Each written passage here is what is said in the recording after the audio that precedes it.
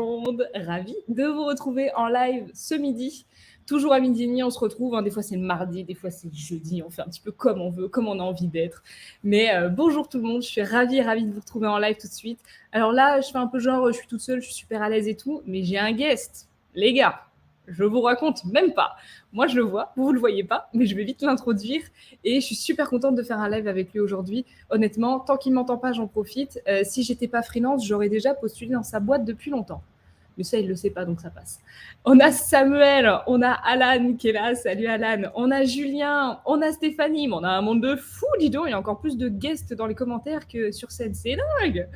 Ça fait plaisir. Merci beaucoup tout le monde. Je suis vraiment ravie de vous retrouver aujourd'hui. Et sans plus attendre, en plus, je vous ai préparé une petite presse pour vous montrer un petit peu tout ce qui se passe. On est déjà 130. J'espère que c'est assez fou des fois les lives quand on commence. C'est assez dingue. Salut Fanny, salut tout le monde. J'ai l'honneur aujourd'hui de faire un live avec une personne qui m'inspire énormément et qui, je sais, va vous inspirer aussi beaucoup. Regardez, je vous ai préparé des petites slides. Je suis toute contente. Je vous montre ça. Tac. Bienvenue dans ce live. Bonjour tout le monde. Bonjour Aude. Bonjour Estelle, Lola, Noémie. Bonjour tout le monde. Bienvenue. Installez-vous, mettez-vous bien pendant 1 heure. Ça va être full valeur ajoutée. On a plein de choses à vous raconter. Et quand je dis on, c'est parce qu'on est 2 aujourd'hui sur ce live. Aujourd'hui, on va mener l'enquête. On va se demander qui a tué le riche sur LinkedIn. Les gars, sans déconner, ça fait des semaines qu'on rame là. Qu'est-ce qui se passe? Pourquoi c'est tout pété? Pourquoi notre reach, notre portée, nos vues sur nos posts ont été divisées par 3? On aura l'occasion de chouiner un petit peu plus tard. La première chose que je vais faire, c'est d'accueillir mon invité du jour qui est Jérémy Bendayan. Salut Jérémy! Salut Valentine, salut tout le monde. Trop content d'être avec toi aujourd'hui. Et Moi merci aussi, beaucoup pour toutes les éloges. Moi aussi, je t'admire beaucoup. Je te suis depuis un certain temps sur LinkedIn. Je kiffe, comme je te le disais avant, ton identité, la DA que tu as réussi à créer avec ta communauté sur les réseaux. Et ravi de parler avec vous toutes et tous aujourd'hui de LinkedIn, de portée, d'algo. On va bien s'amuser ensemble. C'est cool. La commu, franchement, elle est là et elle fait trop plaisir et je suis trop fière parce qu'à chaque fois que je fais des lives, je tombe que sur des gens hyper bienveillants. Donc, je suis vraiment ravie de pouvoir faire matcher tout le monde, toi et la commu. On a Antoine aussi, ouais, à la recherche du riche perdu. Franchement, ça va être le thème, hein. Ça va être terrible. Mais ce qui est génial, c'est qu'on a Ouais. des solutions à vous apporter. C'est pas juste un live où on va chouiner, où on va dire mon Dieu, c'était mieux avant, c'est terrible, l'algorithme a shadowban. Non, pas du tout. Nous, on n'est pas là pour se plaindre, on est là pour trouver des solutions. N'est-ce pas, Jérémy? Non, c'est sûr, c'est sûr. C'est vrai que bon, j'aurai l'occasion de le raconter, mais j'ai commencé LinkedIn il y a très très longtemps. Et donc à l'époque, en tout cas, la portée des posts était folle. C'était beaucoup plus facile de faire du reach. Et aujourd'hui, ça s'est complexifié. Mais on va essayer de trouver des pistes ensemble, d'enquêter, mener l'enquête comme tu dis. Et je voudrais aussi dire une chose. Je suis méga fan de ton générique. J'ai encore la musique dans la tête, là, tu me la donnes pour me détendre. Tu sais, le matin, quand je me réveille, j'aime bien voir cette petite musique comme ça. C'est un peu à la, tu sais, ça te met dans l'ambiance, c'est calme, c'est cool. T'as Non, vu, mais c'est il est top, c'est chouette. top. Trop content d'être Ah, là. mais je l'aime beaucoup Ah, ce magnifique. générique. Franchement, ça fait pas longtemps. Mais je sais pas ce que vous en pensez, vous les gars, dans les commentaires. Le live commence à se transformer un petit peu ici sur mon profil. Au début, on partait sur un truc très chill, on discute. Là, maintenant, ça part en slide, questions, interviews, fiches pratiques. Parce que là, je vous préviens, ça va partir en fiches pratiques, les gars. Je vous ai fait des petites slides, vous avez qu'à screener votre écran et vous aurez tous les petits tips qu'on peut vous donner. Donc, profitez-en à fond sur ce live. Yes. J'ai une petite question avant de commencer pour tout le monde. Est-ce que vous mangez devant ce live? C'est super important parce que Jérémy et moi, on crève la dalle et on est en train de se dire, C'est on va ça. bouffer sur les coups de 14 heures le débrief. Est-ce que vous êtes en train de manger? Est-ce que si vous mangez quoi? Si vous arrivez à bien nous décrire le plat, on devrait entendre nos ventres qui gargouillent d'ici. Et je me dis que ça peut faire une animation sonore un peu sympa, tu sais, je te pose une question, il y a ton ventre qui répond, tout ça, tout ce qui est entrailles. Je trouve ça fun. Ah oui, il y en a qui mangent. Grave. Laurent, il mange. Magnifique. Attends, Il y a, il y a quelqu'un qui a fait il une y a une super influ- rêve. Jérémy Oui, Biendiayan. pardon? Jérémy Biendiayan, j'adore. Non, alors ça se dit Jérémy Bendayan, mais on peut m'appeler Bendayan, Oh, Bendayan, comme tu pardon. veux. Alors, ça fait Bendian. 10 ans que tu fais Diane, Oh, toi. t'inquiète, Ok, t'inquiète. Bendayan, mes excuses. Il y en a qui nous Il y a respectent. une Il y en a qui... influenceuse, je sais pas si tu connais, tu as une influenceuse chinoise qui faisait des millions de vues sur TikTok. Elle a commencé comme ça, pas chinois, sur le TikTok chinois. Elle mange le midi et il y a les gens qui la regardent manger et en live. Et elle fait des millions et des millions de vues. Et elle mange 10 plats, 15 plats, des nouilles, des machins, tu la vois manger. Et les Chinois mangent avec elle, ça les rassure. Donc on espère qu'on va vous rassurer aujourd'hui. Ah, un couscous dans les commentaires. Donc, Donc on espère qu'on va, voilà, qu'on va vous accompagner. Oh les gars, vous filez la dalle. Ah mais oui, c'est le ramadan. Et bah, très bon ramadan Un à toi. ramadan. Je pense que c'est Riem ton prénom. Du coup, il arrive son nom de famille, mais très bon ramadan à toi. Oh, il y a Cédric qui dit je dévore vos paroles. Et ben, sans plus attendre d'ailleurs, on est parti parce que nous, on a plein de choses à dire, on a plein de conseils à vous donner, plein de petits bilans à faire. Et Jérémy, tu m'as fait une super transition d'ailleurs. Ma toute première question, c'est comment est-ce que tu as débuté sur LinkedIn, toi? Dans quel contexte et qu'est-ce qui t'a poussé à te lancer sur LinkedIn? Écoute, c'est une super bonne question parce que moi, c'est un peu au pif. C'est-à-dire que, en fait, je consommais très. À l'époque, il y avait très peu de créateurs de contenu sur LinkedIn. J'ai commencé il y a un peu plus de 6 ans, il me semble, 5 6 ans, voire plus, même 7 ans, je pense. Et en Ok, fait, au début, je cherchais juste à étoffer mon réseau, donc j'ajoutais des personnes sur LinkedIn. À l'époque, j'avais une agence qui s'appelait Advisors qui faisait de la gestion de campagne Google Ads et Facebook Ads. Et donc, mon but, c'était de choper des clients via LinkedIn. Donc, j'étais plutôt à ajouter des personnes, leur envoyer un message privé, plutôt de la prospection, et je ne créais pas de contenu sur la plateforme. Et un jour, j'ai investi dans un business qui s'appelait Casper, KSPR. Je sais pas si tu connais, je me c'est un outil de souviens. prospection. Ouais. C'est un outil de Ouais. prospection au B2B qui te permet de trouver le mail de n'importe qui, le mail ou le numéro de téléphone. Et le fondateur de Casper, à l'époque, il vivait beaucoup de difficultés. Sa boîte allait déposer le bilan parce qu'il trouvait pas de marché. Et je lui ai dit, écoute, j'ai une idée. Je vais tourner une vidéo où je vais partager mon écran, je vais montrer la solution en mode vidéo démo et je vais la publier sur mon LinkedIn. Et donc, en fait, ce qui est intéressant, c'est que j'ai même pas parlé de mon business. J'ai juste montré sa solution qui était hyper cool parce que tu pouvais trouver le mail de n'importe qui. Et à l'époque, j'avais été sur le profil d'Emmanuel Macron qui était président et j'avais montré le mail d'Emmanuel Macron. Et en fait, c'était son mail de campagne. J'avais caché le mail personnel parce que c'est un truc de fou. Il avait tous les mails de tout le monde. Et en fait, ça avait fait un buzz énorme. J'avais fait, je sais plus, peut-être 500 000 vues sur cette vidéo. C'est fou. Et du coup, la plateforme, sur Casper, il y a eu quasiment 15 000 inscrits la première journée. Et après, l'app a continué de fonctionner. Et il y a eu des milliers d'inscrits tous les jours. Et en organique, le truc a pris. Et pour tout vous dire, il a commencé son acquisition sur LinkedIn avec ma vidéo. La boîte a grossi. Et derrière, il a revendu sa boîte il y a maintenant 1 an pour 25 millions d'euros. Donc en fait, il a démarré sur LinkedIn avec une vidéo en organique. Il a fait quasiment zéro acquisition payante et ça a transformé son business. Il a acquis des milliers de clients et maintenant, c'est une vraie solution, une vraie plateforme. Il y a Julie qui s'en rappelle. Mais moi, c'est ma première vidéo. C'est ma première prise de parole. J'ai parlé d'une boîte dans laquelle j'ai investi. Donc c'était extraordinaire. Et Et ça, au tu t'es final, rendu compte de assez la simple. Hein, puissance du réseau d'une vidéo, quoi. exactement. Et en fait, si tu veux, c'était pas forcément. Si, on va dire que c'était le réseau parce qu'à l'époque, j'avais participé à un événement en physique qui s'appelait les Big Boss du e-commerce, qui était un gros événement où il y avait tous les gros décideurs du digital. Et à chaque fois que j'allais à l'événement, j'ajoutais tous les gens qui participaient à l'événement. Donc il y avait tout le temps 500 gros décideurs du digital. Et donc, comme j'avais fait 5 6 éditions, j'avais déjà quand même un gros réseau d'acteurs du digital et de gens assez qualifiés. Et donc, ça m'avait permis de faire du reach et lui de générer beaucoup de business. Et donc tout ça avec une vidéo LinkedIn. Et en fait, après, je me suis dit, OK, c'est ouf, ça a transformé son business, maintenant ça va transformer mon business. Et donc je commençais à faire des vidéos chaque semaine pour présenter le marketing digital, mon expertise, parler de la publicité sur Google, des nouveautés, tu vois. Donc j'essayais vraiment de donner de la valeur à ma communauté. Je voulais rien leur vendre, je voulais pas leur dire, tiens, je fais ça. Je voulais juste leur apporter de la valeur, leur apporter du savoir, en leur disant, voilà les gars, il y a telle nouveauté sur Google, Facebook, il lance cette fonctionnalité, etc. Et ça m'a permis, en fait, les gens me suivaient parce que je leur donnais plein de conseils. Et en fait, et ce qui était intéressant, c'est qu'ils venaient d'eux-mêmes, ils me contactaient. Dès que je publiais une vidéo, j'avais un reach qui était phénoménal. Et en fait, j'avais tout de suite 20 30 leads qui venaient me voir, vraiment en inbound marketing, qui me disaient, ça m'intéresse de te parler avec toi ou de travailler avec toi, qu'est-ce que tu fais, tu vois. Et donc, je crée vraiment du lien avec cette communauté, ça marchait super bien. Et j'ai continué de publier sur LinkedIn jusqu'à maintenant. Alors, j'ai vraiment, ma communication, elle a été moins soutenue ces dernières années. Voilà, parce qu'en fait, ma boîte aussi a grossi et donc j'ai eu pas mal d'opportunités à côté. Donc, il est vrai que j'ai un peu moins de temps pour la création de contenu, mais en tout cas, LinkedIn, c'est un énorme booster en termes commercialement, c'est un truc de ouf, quoi. Et assis LinkedIn, sur c'est mon profil vraiment en même temps.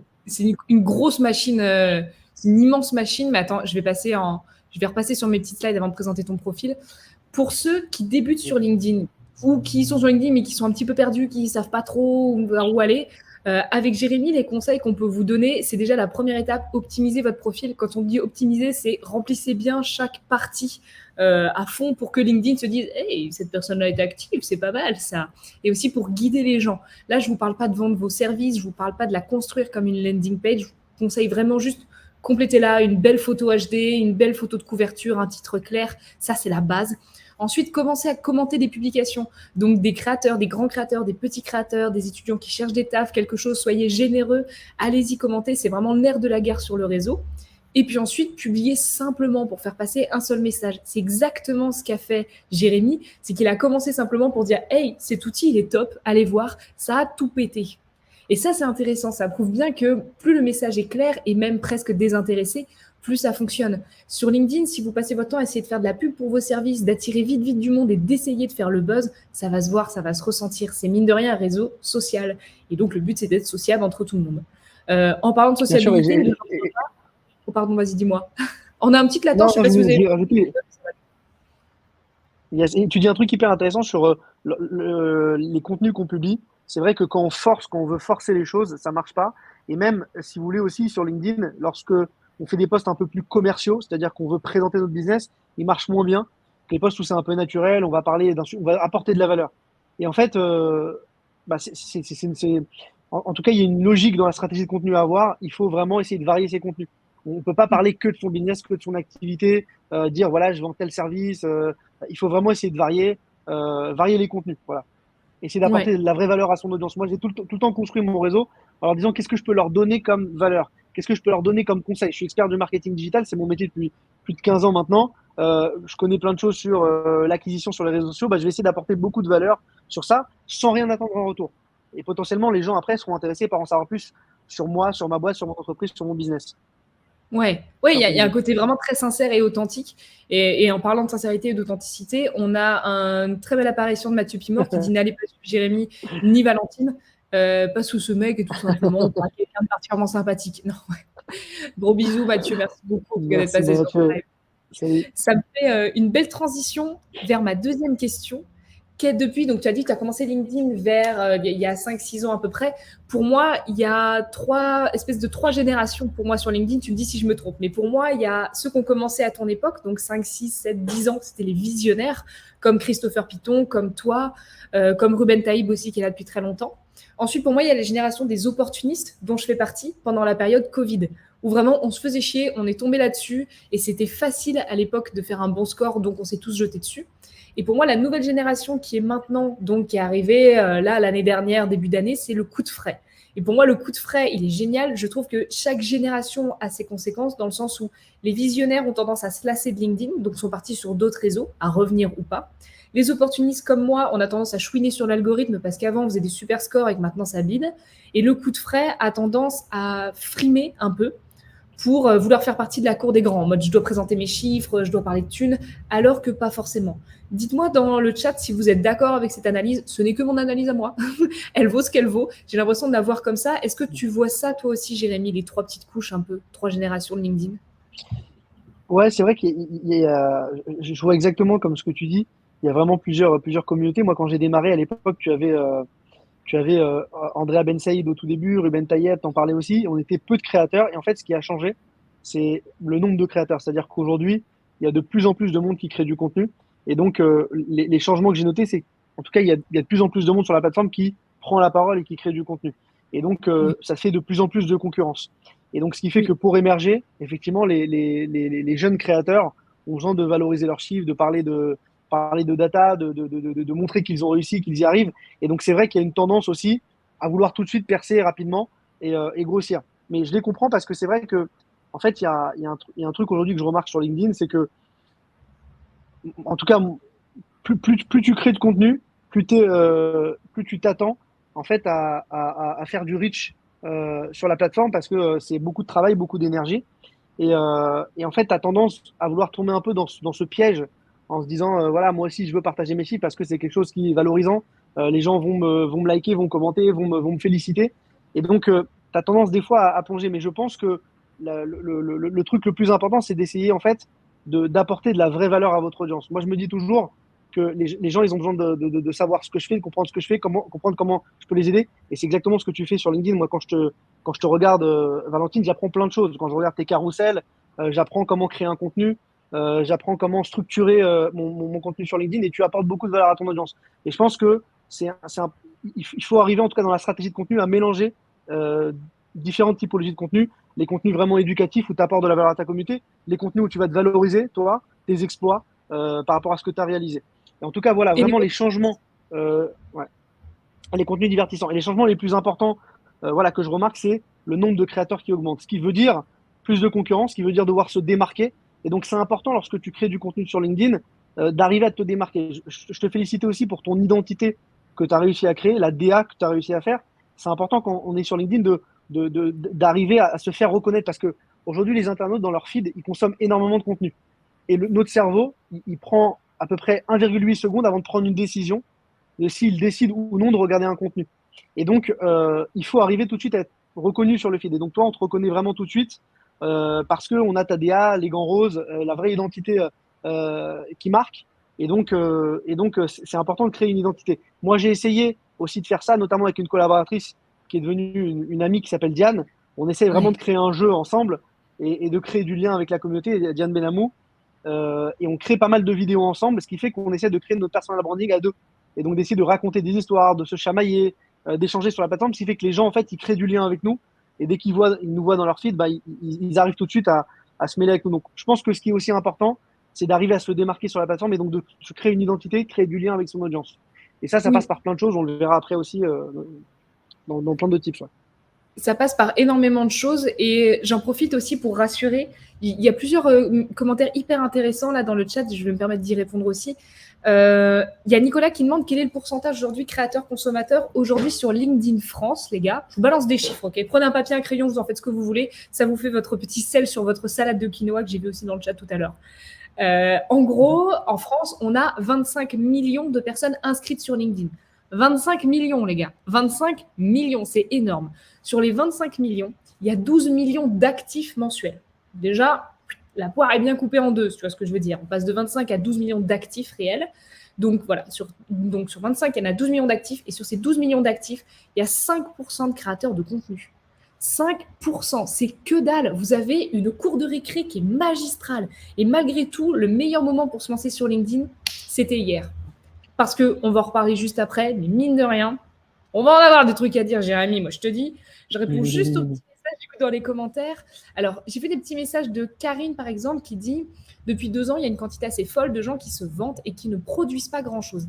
Ça, je trouve que c'est un côté un petit Alors peu voilà. amer, tu vois, parce que je trouve que qui on est pour savoir ce que la personne produit. Et par exemple, je pense à la nouvelle génération qui a 16, 17, 18 ans et ils vont essayer pour faire comme la cour des grands, tu sais, à mettre des chiffres. J'ai fait tant, j'ai 16 ans, j'ai fait tant d'argent. Que ce soit vrai ou pas, on n'en sait rien. C'est ça le truc. Mais je trouve qu'il y a beaucoup de gens qui cherchent à les décourager, alors que s'ils parlent de ces chiffres-là, c'est parce que ça fonctionne. Ce sont des posts qui Bien sûr. cartonnent. Il faut voir ça vraiment d'un point de vue marketing en mode, OK, elle fait ça Bien pour sûr. faire le buzz. Si soit ça te plaît pas, ce genre de contenu, tu passes et puis c'est tout. Mais je trouve ça Bien sûr. dur, je trouve, les gens découragent les gens. T'es d'accord? Après, moi, je te rejoins. Et moi, si tu veux, je vais donner un mot. Il y a le personal branding et il y a le personal branding. Le personal branding, c'est les gens qui, justement, C'est beau. qui se vantent. Non, voilà, le jeu de mots. Non, mais je vais vous dire, pour moi, le personal branding est capital sur LinkedIn et même dans le monde dans lequel on vit aujourd'hui. Malheureusement, on peut être d'accord ou pas d'accord, mais en fait, le problème, c'est qu'à partir du moment où on crée du contenu, on apporte de la valeur et qu'en fait, on voit que ces posts, ils font un reach de 200, 300, 400, 500 vues. À un moment donné, on fait un post, on se vante sur son chiffre d'affaires, sur son activité, et là, on commence à faire des 10 000, 20 000, 100 000 vues. En fait, moi, je pars du principe qu'il faut être vu. Il faut être vu aujourd'hui sur les réseaux. Et donc, à un moment donné, on n'a pas le choix que d'être visible. Moi, je vais vous donner un exemple. À l'époque, je faisais beaucoup de posts où je donnais de la valeur, je donnais des conseils. Et puis, au bout d'un moment, ces posts, ils ont commencé à baisser en reach. Parce qu'il y avait beaucoup de personal branding, beaucoup de gens qui se vantaient. Et eux, ils faisaient beaucoup plus de reach que moi. Et les gens me disaient, ah, t'as arrêté LinkedIn, Jérémy, je te vois plus. Bah non, je continue de publier, mais tu vois juste plus mes posts. Et donc, en fait, à partir du moment où les gens ne voyaient plus mes posts, j'avais plus de leads. Les gens ne me contactaient plus pour bosser avec moi. Et en fait, il y a un moment donné, je pense qu'on n'a pas le choix. Il faut arriver à à occuper le terrain. C'est hyper important. Occuper le terrain, être présent, que les gens nous voient. Et donc, c'est pas uniquement avec des posts où on apporte de la valeur qui vont faire peu de reach, c'est également des fois avec des posts où on va se vanter un peu et on va jouer le jeu de la plateforme, malheureusement. Mais, et je vous donne un exemple. Moi, c'est vrai que ces derniers temps, j'ai commencé à reprendre ce genre de posts. De base, j'étais pas méga fan de me vanter sur mes chiffres, de parler de mon chiffre d'affaires sur la plateforme, etc. Mais je l'ai fait. Et j'ai commencé à réavoir du lead. J'ai eu plus d'une vingtaine de leads par semaine, alors qu'avant, j'étais descendu à 3-4. Donc, en fait, je pense qu'il est très important de devoir occuper le terrain. Et en tout cas, ça intéresse les gens aujourd'hui de savoir. C'est une preuve sociale. Donc, voilà. Et merci pour le gentil commentaire que je viens de voir sur mon Alors, association avec Diane qui fonctionne bien. Ce que Jérémy est en train de dire, c'est pas faites des likes, faites des vues, soyez viraux à tout prix. C'est pas du tout ça qu'est en train de dire Jérémy. Jérémy, il est en train de dire que si vous voulez avoir une stratégie de contenu qui est bien claire, il faut parfois faire des posts uniquement pour de la visibilité, pour amener des nouveaux abonnés, etc. Moi, c'est un post, par exemple, que j'ai pu faire lundi. J'ai fait un post qui était vraiment juste pour dire voilà ce que je pense sur tel sujet, vous en faites ce que vous voulez. Aujourd'hui, j'ai fait un post un peu plus valeur ajoutée. C'est juste pour recycler un peu les gens qui viennent sur mon profil. Mais évidemment que ce ne sont pas des posts qui vont convertir et ce n'est pas ceux-là qui vont apporter le plus de leads. Toi, Jérémy, t'en parles parce que, comme a pu dire, donc j'ai vu le nom, ça s'est pas affiché, mais c'est Adrien qui disait ça, qui dit tu as été visionnaire, tu as compris l'importance de LinkedIn rapidement. Pour ceux qui débutent, ça, c'est les petits conseils qu'on peut vous donner tous les deux.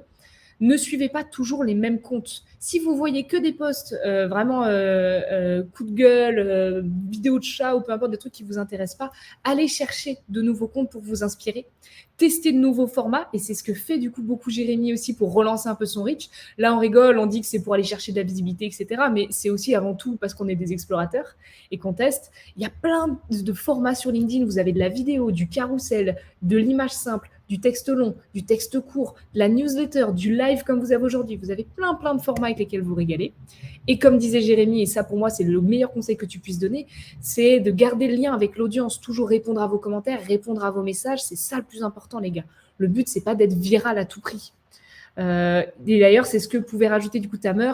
Reach, like, visibilité ne sont pas toujours synonymes de rentabilité. Et je crois que les personnes, enfin moi je n'ai croisé plein des gens qui faisaient des likes pas possibles sur LinkedIn et une visibilité de malade et qui galéraient à payer leur loyer, hein, c'est sûr. Hein. Et d'autres gens qui ne sont pas du tout présents sur le réseau et qui cartonnent parce qu'ils ont bien optimisé leur business.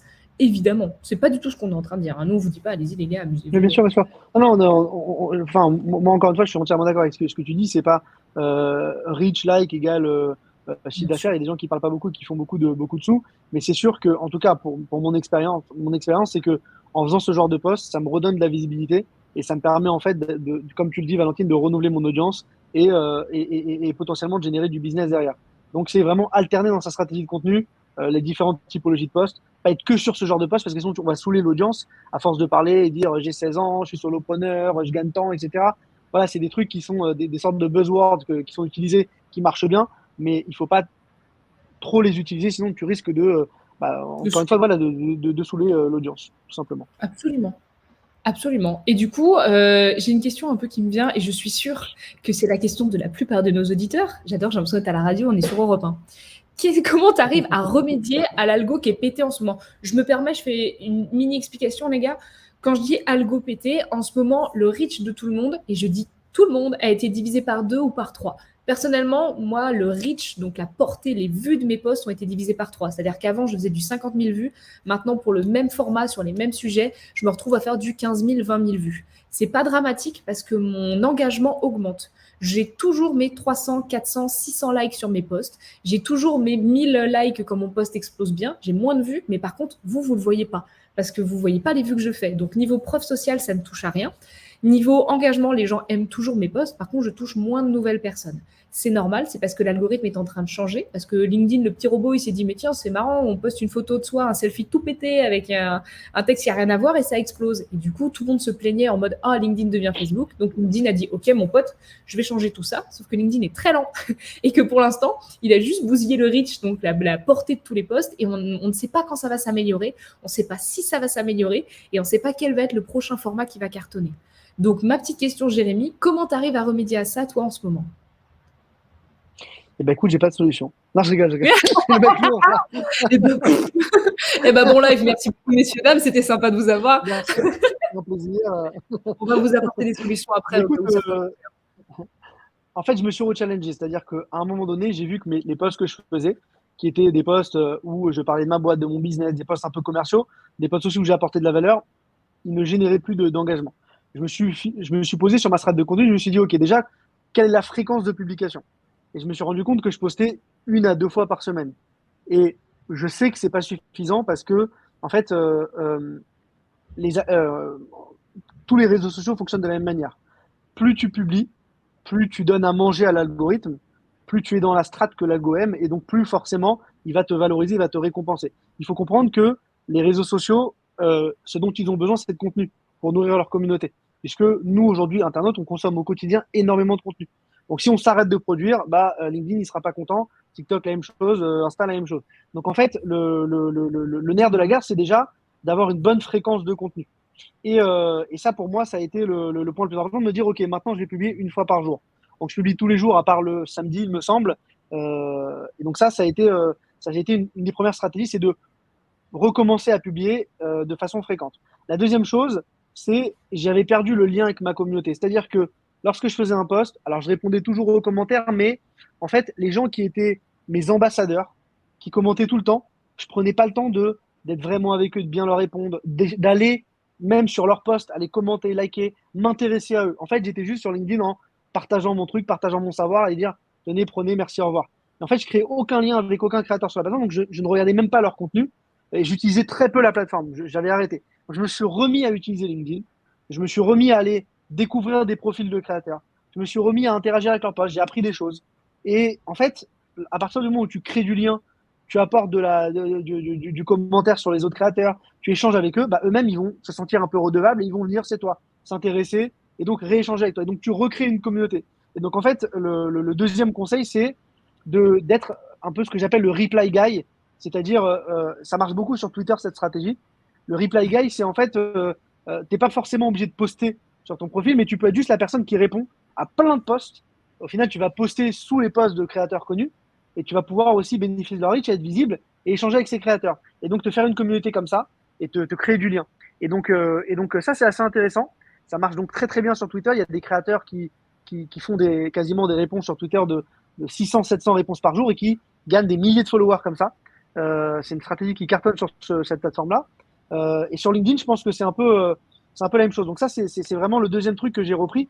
J'ai recréé du lien avec ma communauté en échangeant avec eux, en m'intéressant à leur profil.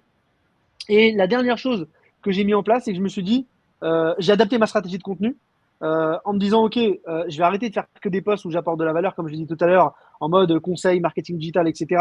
Ou succès, j'ai signé tel client. Je vais essayer aussi de faire du personal branding, comme je l'ai dit tout à l'heure, et donc de dire, hé les gars, j'ai 100 salariés, hé les gars, on a fait 14 millions de chiffres cette année, tu vois, donc, hé les gars, on a eu 600 clients, on accompagne telle et telle marque. Et en fait, à un moment donné, j'ai pas eu le choix que de le faire, même si c'est pas un truc avec lequel je suis hyper familier et j'aime pas me la péter, je déteste ça. Mais je pense que voilà, j'avais besoin de valoriser ces chiffres. Je voyais qu'il y a des concurrents qui le faisaient, ça leur apportait beaucoup de visibilité. Et donc, je me suis mis à faire ce genre de poste.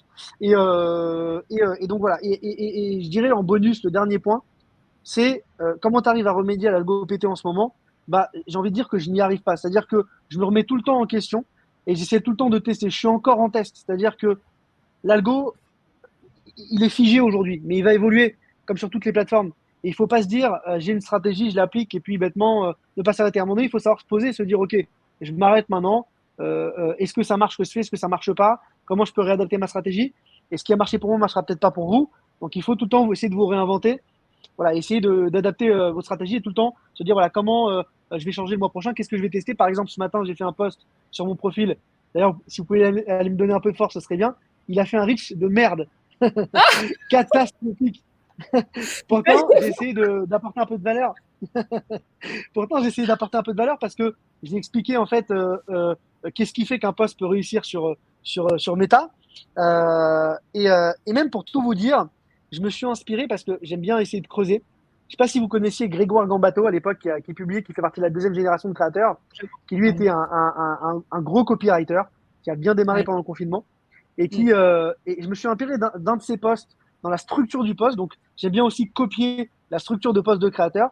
Lui, il avait fait genre 1700 likes sur son post, alors qu'il n'avait rien à voir avec ce que je me dis, hein, mais dans la structure, c'était la même. Moi, j'ai fait 27 likes, 19 commentaires, donc il est nul à chier. Par contre, si tu regardes le post d'hier où je fais un truc qui est un peu du personal branding, où je partage un peu de chiffres, on est 100 maintenant, etc. Je mets solopreneur en titre, bam, tout de suite, des milliers de likes. Par contre, le post d'avant-hier, où j'essaye un peu d'être sur cette logique, tu vois, de conseil aussi, Mm. euh, je parle de l'influence. Là, celui-là a bien marché, donc j'essaie d'apporter de la valeur, de donner un peu de mon savoir, de comment un créateur doit réussir sur les réseaux. Donc voilà, donc il n'y a pas vraiment de règles, je me teste au quotidien, j'apprends, j'essaie de copier les structures de poste de créateurs qui marchent. Tout ça, c'est des Ouais. petites choses que je teste au quotidien. Voilà. Après, si je peux me lancer dans un coaching ultra improvisé, moi j'ai des pistes de réflexion et c'est super Avec plaisir. intéressant et très humble ce que tu fais aussi, Jérémy, de nous montrer que bah voilà, des fois tu fais des posts qui bident et c'est pas grave. Et on fait tous des posts qui bident. Et si ça fait un bide, bah, tant mieux, personne ne l'aura vu, j'ai envie de dire, à moins que toutes les 250 personnes qui sont dans le live ont envie d'aller liker la publication. Mais dans l'idée, c'est pas grave de faire des bits parce qu'au pire personne les aura vus et tout est supprimable. Moi je pense que tu devrais pas le supprimer parce qu'il est intéressant ce post, il apporte quelque chose. Ça prouve bien et moi c'est ce que j'appelle l'effet TPMP. C'est-à-dire TPMP, on sait que c'est pas ouf, on sait que c'est pourri comme émission, on sait que c'est bourré de remarques sexistes, homophobes, ce que tu veux, on le sait. Mais ça fait des millions d'auditeurs et de personnes devant leur télé chaque soir. Donc c'est bien que les gens aiment ça. Si ça fonctionne bien, même si ça n'apporte pas grand-chose en termes de valeur ajoutée, c'est que les gens aiment bien lire des belles histoires avec une jolie émotion. Moi, je l'ai adoré ce post-là. J'ai aimé celui-là aussi, mais parce que j'étais au bon moment pour recevoir de la valeur. J'avais le temps ce matin, j'ai pris le temps de le lire, je l'ai enregistré, je l'ai gardé, je sais que je m'en servirai plus tard. Donc c'est aussi, ça dépend encore une fois de votre auditoire. Par contre, pour moi, il y a un problème copywriting dans ton texte. Genre, j'ai déjà testé la vidéo Je veux les campagne, conseils, vas-y. Je veux les... ça fait pas de vente, pas de vente. Déjà, tu aurais pu faire plus court. Ça fait pas vendre. Ou je parlais au présent aussi. Je teste la vidéo dans mes campagnes méta, c'est de la merde, je vends pas. Point. C'est le message qui est sorti d'une discussion que j'ai eue avec la CMO la semaine passée, tu vois. C'est ce que m'a dit une CMO, une CMO. Là, point. Là, tu as déjà un truc un peu plus punchy en mode, OK, je sais où je vais aller, tu vois. Ça, cette phrase-là, je l'adore. Appelons ce CMO Zinedine. J'adore, tu vois. Et terminer en plus sur c'était pas un numéro 10, ça c'est brillant. Enfin, moi je trouve ça génial. Donc ce post-là, il n'est pas dégueulasse, il n'est pas bourré de hashtags, il n'est pas bourré de tags, mais parfois, on ne sait pas pourquoi, il y a des posts qui vont moins bien marcher. Et ça, c'est le Non, mais genre t'as raison, aussi de. je pense que ton accroche, je pense que ton accroche, elle est mieux de mettre au présent. On me l'a déjà dit, même dans des vidéos. J'ai parlé avec quelqu'un qui m'a donné des conseils pour du personal branding en vidéo. Il m'a dit, raconte toujours l'histoire au présent. Les gens arrivent mieux à Ouais. visualiser la scène et à comprendre. Et je trouve que t'as raison. J'ai été con. J'ai modifié mon post après notre, Mais j'ai oui, mais c'est pas modifié. facile. C'est pas simple. Non, non, le copywriting, c'est super difficile et c'est pour ça que c'est important de s'y former. Premier conseil, les gars, ne vous comparez pas, ok? C'est pas facile, mais ne vous comparez pas. Il y a des créateurs qui sont là depuis 5 ans, 10 ans, qui testent, qui ont essayé plein de formats. Le côté, ah, t'as de la chance, toi, t'as une communauté, c'est pas de la chance, c'est beaucoup de travail. Des fois, il y a un post, vous allez vous faire chier à le faire, il va être chiadé comme tout, il va bider. Des fois, c'est un post, ça va être tout pourri, vous allez écrire sur le coup de l'émotion, ça va exploser. On n'en sait rien, c'est toujours l'utilisateur qui décide. Donc ne vous découragez pas. Et le meilleur conseil que je puisse vous donner, surtout en ce moment, c'est de vous former au copywriting. Je profite de ce live, je vous fais le mini instant promo, mais juste parce que c'est les derniers jours pour ça. J'ai sorti une formation en ligne complète pour apprendre à se former sur LinkedIn, à se former à faire des posts qui convertissent et surtout des posts qui vendent. Et ça, c'est le plus compliqué. Je vous ai fait du coup la formation. Je vous mets le lien juste ici. Tac, comme ça. Vous pouvez aller checker si ça vous intéresse. Le prix augmente ce jeudi-là, donc c'est les derniers jours pour en profiter à ce tarif-là. Si vous voulez en profiter, c'est le moment. J'ai complètement pris en otage Moi, moi, Jérémy. moi, je- Non, mais moi, je me Vas-y. permets de te dire un truc. Je pense Ouais. que c'est capital aujourd'hui de se former au copywriting parce que sur LinkedIn, le format textuel est méga poussé par la plateforme. LinkedIn, ça fait des ventes, ça fait du chiffre. Moi, ça a représenté durant ces 10 années dans ma vie peut-être 30 à 40% de mon chiffre, ce qui est énorme. Et ma boîte aujourd'hui, alors c'est pas du personal branding, c'est la vérité. Elle fait 14 millions d'euros de chiffre d'affaires et il y a une grosse partie qui vient de LinkedIn, donc c'est en millions d'euros. Quand je vous parlais de Casper tout à l'heure, qui s'est vendu 25 millions d'euros, c'est en grosse partie grâce à LinkedIn aussi. Donc en fait, aujourd'hui, un entrepreneur, un créateur de contenu, quelqu'un qui veut être visible, il n'a pas le choix que de se former. Et je pense que confier la gestion de ses postes à quelqu'un qui va écrire pour soi, c'est moins quali parce qu'en fait, la personne, elle n'aura pas ton expertise, elle n'aura pas ton identité, ton humour, tu vois, et elle pourra pas vraiment aussi bien créer du lien que toi avec ta communauté. Et donc moi, je te le dis, hein, c'est pas pour te faire la promo, mais je vais acheter cette formation et je vais la Tu suivre m'en parce que parlais tout à l'heure, je ça suis me sûr qu'il y tue. a des conseils de malade. Non, je te jure, non, mais il faut apprendre. et c'est hyper intéressant. Donc, je vais m'abonner juste après le live. Voilà. C'est trop chouette. Merci beaucoup pour ton soutien. Un créateur qui soutient des créateurs, ça fait trop plaisir. Je profite pour répondre à des petites questions que j'ai trouvées super intéressantes. Il y a Diana qui demande, j'ai perdu en vues, mais aussi en likes et commentaires. Est-ce normal? Ça fait partie aussi du changement d'algorithme et puis du changement en fait sûrement de ta ligne édito. Moi, ce que je te conseille pour ça, c'est de voir ce qui plaît déjà à ton audience. Ça peut passer par des sondages, ça peut passer par des tests en fait, et surtout bien répondre à tes commentaires. Quand tu vois quelqu'un qui commente souvent et qui like souvent tes posts, n'hésite pas à lui demander dans les commentaires, pas dans les commentaires, mais en message privé. Hey, j'ai vu que tu étais souvent dans mes commentaires, ça fait vraiment plaisir, merci pour ton soutien. Qu'est-ce que tu as aimé dans celui-là? Et ça te permet de savoir ce qui plaît et de réitérer en fait par rapport à ça. On avait aussi une question super intéressante. On avait Nicolas qui dit, est-ce que vous mettez un call to action systématiquement? C'est ce que j'apprends aussi beaucoup dans la formation parce que le fameux « et vous, vous en pensez quoi? Et toi, t'en penses quoi ?» ça marche plus. Les gens ne commentent plus à cause de ça et c'est vraiment le nerf de la guerre, les commentaires. C'est ce qu'on se disait avec Jérémy avant de commencer. C'est que c'est hyper compliqué aujourd'hui de faire que des gens commentent parce que infobésité, les gars. On bouffe du contenu toute la journée. Les gens scrollent. Et pour faire en sorte qu'ils s'arrêtent, il faut soit être reconnu, donc être connu pour ça. Donc, Jérémy, ça fait un bout de temps qu'il est sur la plateforme, ça fonctionne. Moi, il y a le rose, le vert qui fonctionne bien. Mais pour faire en sorte que la personne s'arrête et commente, il faut l'accrocher. Donc, ça va être soit une accroche qui pète, soit un détail dans les commentaires, soit un visuel, soit un appel à l'action, donc un CTA à la fin du post. Mais il faut encore trouver les bons mots. Et ça, c'est pas simple. Et moi, je rajouterais, alors est-ce que au niveau CTA, j'ajouterais un truc, c'est que moi, j'ai jamais mis de CTA dans mes posts, j'en ai jamais mis. Ouais. Par contre, je vais adapter ma stratégie, mais j'en ai jamais mis jusqu'ici parce qu'en fait, les gens allaient sur mon site, me contacter ou venaient en DM, et donc ça me faisait du lit naturellement, et j'avais pas besoin de mettre de CTA parce qu'ils s'intéressaient à moi, ils venaient sur mon profil, puis me contacter, comme je t'ai dit, ou aller sur le site. Néanmoins, je pense que ça devient de plus en plus important parce que je vois pas mal de créateurs qui le font, notamment lorsqu'ils font des posts viraux. Ils mettent en bas 3 petits points, ils mettent PS, ils mettent tiens, je fais ci ou ça. Ou des fois, ils mettent un commentaire ou ils mettent une sorte de CTA en commentaire en disant en ce moment, j'ai une formation, en ce moment, je fais tel produit. Si ça t'intéresse, clique ici. Tu vois, et donc, je pense qu'il y a ces logiques-là qui peuvent être intéressantes. Je vois que tu utilises beaucoup cette technique, Valentine. Des fois, tu mets en commentaire le lien de la formation. Est-ce que c'est des choses qui marchent pour toi? C'est mieux Ouais. comment ça fonctionne pour toi? En Ça fait, m'intéresse aussi d'en savoir plus parce que je vois de plus en plus de créateurs qui font ça. En fait, il y a vraiment deux types. Moi, je suis en train de tester. En plus, comme c'est la première fois que je lance un produit, je suis vraiment en train d'essayer de voir comment ça fonctionne. J'ai fait un post full vente en mode j'ai sorti une formation, clique ici, tu vas la trouver. Et j'ai fait beaucoup de ventes avec ce post-là. Ensuite, j'ai fait un post full storytelling où je l'ai mis juste en commentaire. J'en ai fait quelques-unes aussi. Et là, en ce moment, je vais tester donc jusqu'à la promotion, jusqu'à la fin de la promotion jeudi, je continue d'en parler. Après, j'en parlerai plus, mais je laisse sur mon profil. Et du coup, chaque post ramène du monde et chaque personne va dérouler en fait mon petit tunnel de vente que j'ai fait sur mon profil. Donc, c'est toutes les différentes façons que j'ai de vendre sans vendre parce que si je faisais que des posts pour parler de la formation, les gars, vous serez saoulés, qui est normal. Et je serais saoulée aussi. Donc, en fait, ça dépend vraiment de ce que tu veux comme objectif. Des fois, je veux du débat. Des fois, c'est un post, ça se voit que la seule chose que les personnes peuvent me dire, c'est félicitations, bravo. Comme quand j'ai embauché Gaël, par exemple. Les gens ne pouvaient pas me dire autre chose que bravo, super, t'as une équipe. Et parfois, c'est vraiment juste pour vendre, en fait. Donc, ça dépend vraiment des types de postes que je vais avoir. Il y a une question pour toi, ça, Jérémy. Qu'est-ce que tu penses des réels sur LinkedIn? Rien que de faire un script, c'est du copywriting, oui, clairement. Mais qu'est-ce que tu penses, toi, de poster son réel sur LinkedIn? Alors, qu'est-ce que je pense déjà? Il faut comprendre que le format vidéo, donc quand on parle de réel, on parle sûrement de vidéo, c'est le format vertical. Ouais. Le truc, c'est que la vidéo fait moins de reach que les posts textuels ou que les posts carousel. Donc, euh, donc je pense que il ne faut pas compter que sur ça, c'est-à-dire que de toute façon, à partir du moment où tu l'as faite, la vidéo, et qu'elle est bien et qu'elle apporte de la valeur, publie-la, parce que le contenu est créé, et donc s'il est qualitatif, ça vaut le coup pour moi de le publier, parce que ça te fait toujours un contenu supplémentaire. Néanmoins, il ne faut pas compter que sur ça. Donc le copywriting est important, les posts textuels sont valorisés par LinkedIn, il faut continuer de les pousser. Néanmoins, je vois quelques créateurs qui réussissent bien en postant leur réel sur LinkedIn. Je pense notamment à Caroline Mignot, qui a posté Mm. un réel qui a fait plus de 700 ou 800 likes, qui a bossé avec un gars qui s'appelle Clément de l'agence personnelle que j'ai contacté d'ailleurs.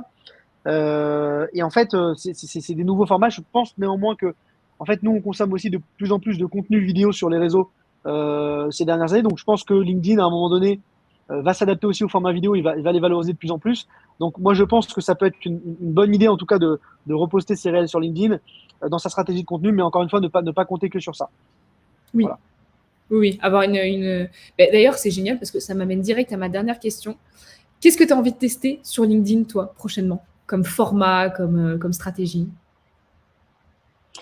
Bah, écoute, j'ai envie de tester deux choses. La première chose, d'essayer de créer une sorte d'émission avec Diane, mon acolyte. On va essayer Ouais, d'apporter vraiment de la vraie valeur. On va créer un rendez-vous. C'est une émission qui sera pas en live, hein, mais qui sera enregistrée. Et l'idée, c'est de se dire comment on peut essayer d'apporter de la valeur à notre audience, comment on peut, voilà, et en fait, créer un rendez-vous à un moment. Parce que je pense que mm, en fait, si tu veux, on est tellement de créateurs à créer du contenu, il faut se différencier, il faut diversifier. Tu vois, toi, j'aime bien le storytelling que tu fais lorsque tu fais tes lives, etc. On attend ce moment.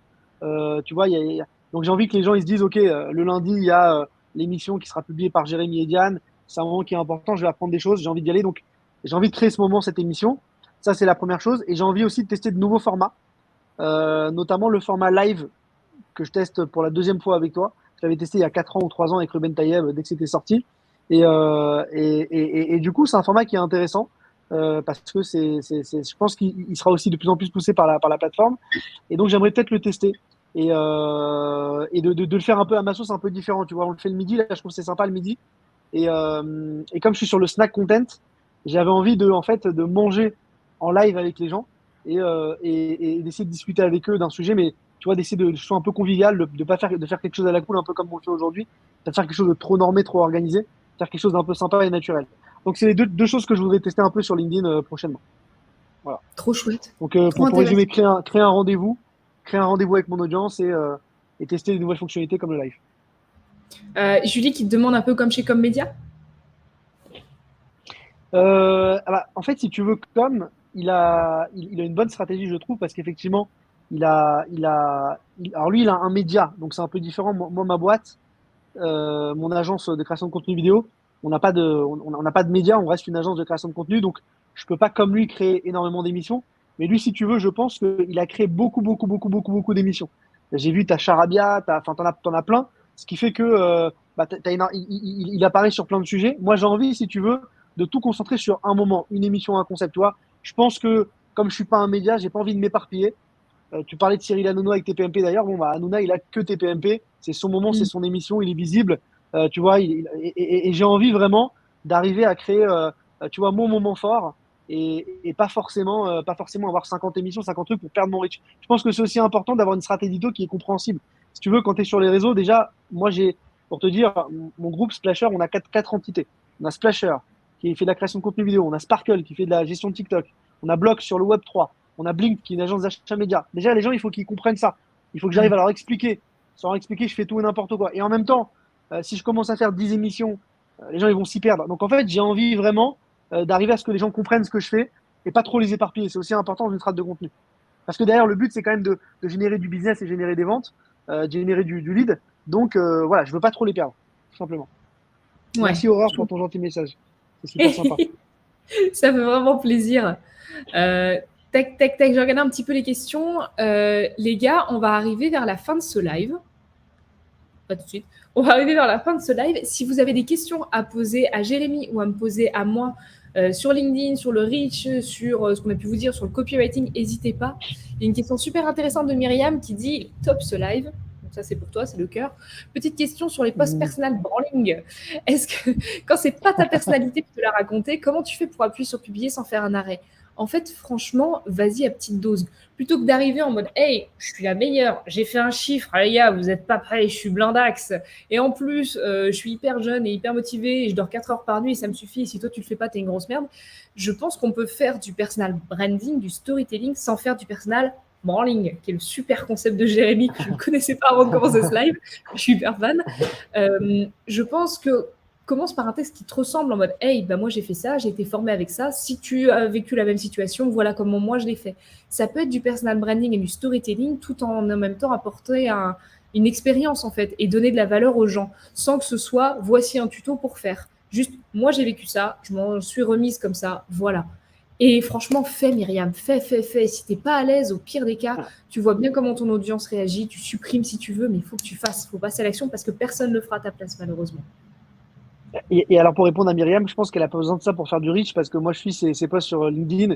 Elle cartonne, elle fait tout le temps un reach de fou et elle apporte vraiment de la valeur. Donc, elle y arrive sans faire de personal branding et je vois qu'à chaque fois, ses posts, ils ont énormément de reach. Elle a une communauté qui la suit depuis longtemps. Donc, elle n'a pas forcément besoin. Elle apporte de la valeur, notamment en SEO, beaucoup de conseils.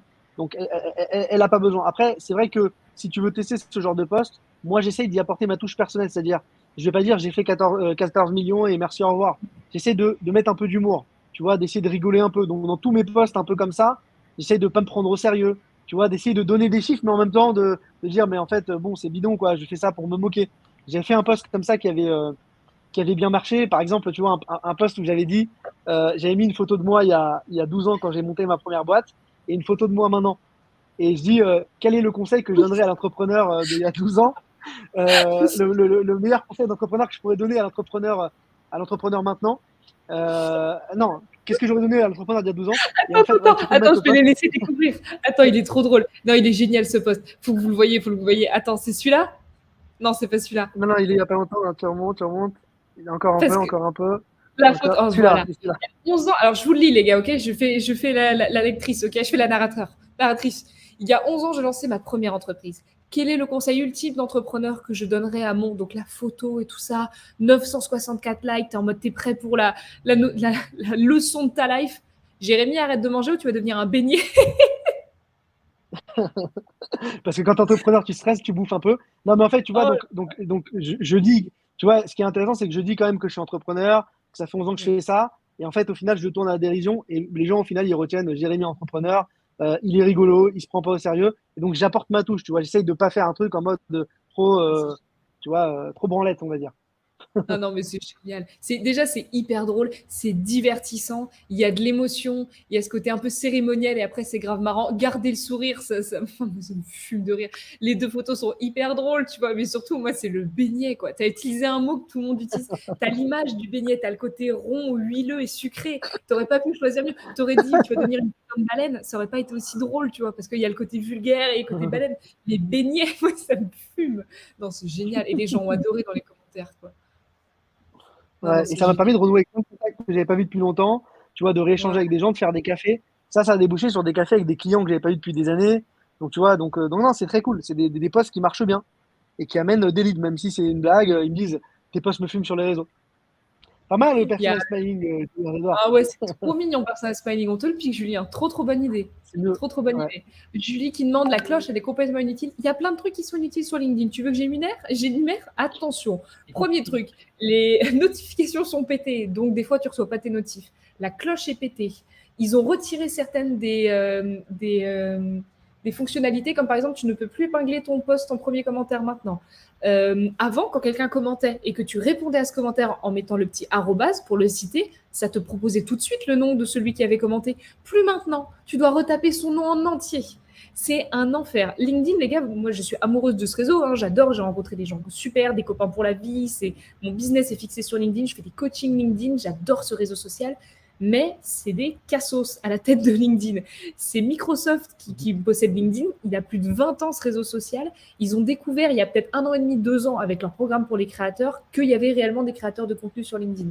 Donc je vous assure que c'est un réseau qui met énormément de temps à mettre des choses en place, mais qui nous écoute de plus en plus et il y a du mieux. C'est pour ça qu'il faut vraiment rester sur ce réseau parce que ça va être de mieux en mieux pour les créateurs. C'est maintenant qu'il faut se lancer. On en pense quoi des vidéos Moi pro? d'ailleurs, LinkedIn, ah, pardon, Vas-y, excuse-moi. pardon. Non, Non, non, je je dis t'en d'ailleurs, LinkedIn, de plus en plus, ils sont actifs. Il y a un programme de créateurs et ils m'ont même offert un abonnement premium. Il y a un gars de chez LinkedIn qui m'a dit, j'adore ton contenu, tiens, je t'offre un abonnement premium. Donc, je suis premium et je paye pas. Donc, je trouve ça rigolo trop parce bien. que tu vois, ça apporte des opportunités sympas. Donc, ils font de plus en plus attention, aux créateurs, je Oui. trouve. Ils font toujours plus gaffe aux créateurs et ça, c'est super intéressant. Donc, ça va être de mieux en mieux. C'est juste que j'aime bien chouiner, que c'est un peu pour vous faire marrer aussi. Julia qui demande, on en pense quoi des vidéos de profil? Moi, je trouve ça super top. Tu arrives sur un profil, tu entends tout de suite la voix de la personne, tu la vois parler, tu la vois échanger. Moi, je trouve ça top. Moi, j'en ai pas fait parce que je sais pas si vous avez remarqué, j'ai un tic qui est terrible. Quand je parle de travers. J'ai cette lèvre-là qui se relève un peu. Et si je vois ma tronche, à chaque fois que je vais sur mon profil, ça va me rendre ouf. Donc, c'est ça mon truc. Quand est-ce que tu lanceras en gain le coaching gratuit? Bah franchement, c'est pas du tout prévu parce que je vais pas te le cacher. J'ai de plus en plus de clients et donc moins en moins de temps. Et donc malheureusement, je préfère passer du temps à créer du contenu sur LinkedIn pour beaucoup de gens plutôt que du coaching gratuit face à face, one-one, où je peux aider qu'une seule personne à la fois. Libérer Mister Curious.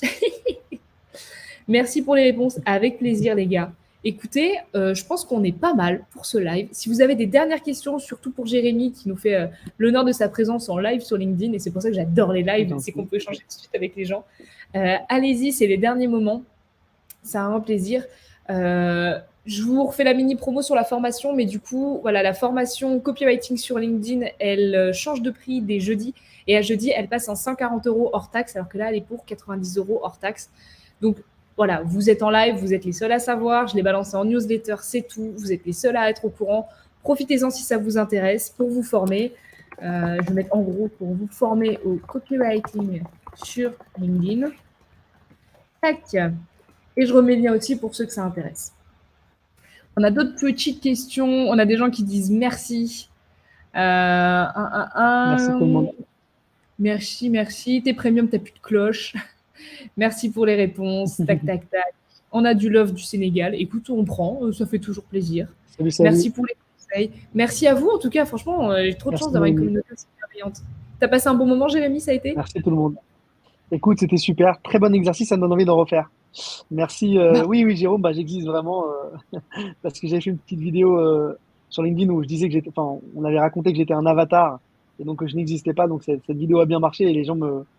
Non, mais j'existe effectivement vraiment. Voilà. Et j'étais ravi d'être là avec vous aujourd'hui. C'était trop cool. C'était trop cool. J'ai trouvé que c'était une super idée. Franchement, toi et Diane, vous repoussez vraiment les limites de la créativité sur LinkedIn et c'est passionnant. Et même Diane Benamou, franchement, le nombre d'abonnés qu'elle a par rapport au travail qu'elle met, c'est indécent, quoi. Elle est sous-cotée de ouf, cette meuf, alors qu'elle fait un travail qui est génial. Donc, franchement, abonnez-vous à Jérémy parce que là, il est en train de nous mettre les bouchées doubles sur LinkedIn et c'est passionnant. Abonnez-vous pour voir de nouveaux posts sur les beignets aussi. Et, il faut toujours la bonne humeur. Merci beaucoup à toi, Jérémy. Je vais arrêter de présenter. Et puis, je me profite, c'est quoi? Je vais nous mettre en gros, là, nos 2 faces de beignets. Voilà, bien gros, là. Ça, c'est super, là, les gars. J'en profite. Je vous dis merci beaucoup à tout le monde. Prenez bien soin de vous. On se retrouve bientôt sur LinkedIn. Donc, je vous dis à plus dans le bus et à bientôt sur le réseau. À bientôt.